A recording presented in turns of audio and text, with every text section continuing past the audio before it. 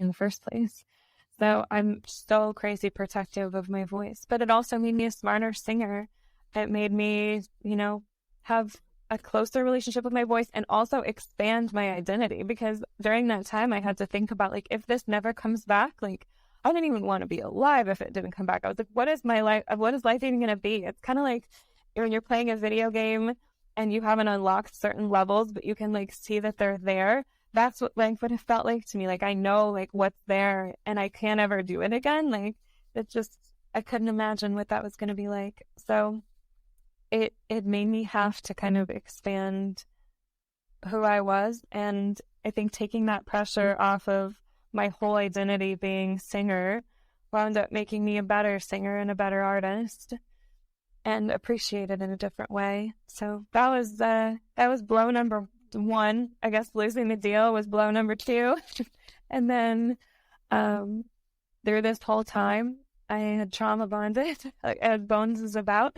I had trauma bonded to my partner at the time, and he had a kid that I wound up raising for 8 years of his life. I wound up helping to raise, and that relationship wound up growing into something very emotionally abusive. And so that was, I wound up leaving the engagement middle of COVID. So we had just started releasing the first songs for this album right before COVID.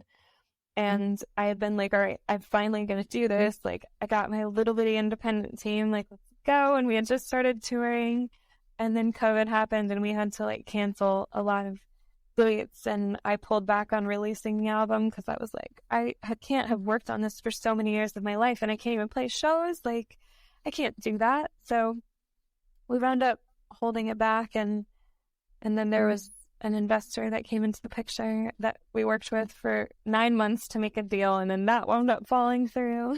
It was just like heartbreak after heartbreak, and just being like, no, I know that this is destined for greatness, and I don't care how long it's going to take to find its right team and its right place. I'm not going to give up on it because there's no choice to me. Like, doing this as my life has never been plan. There's no plan B for me. Like, this is what I do, and if I don't do this, like, I don't want to do anything else.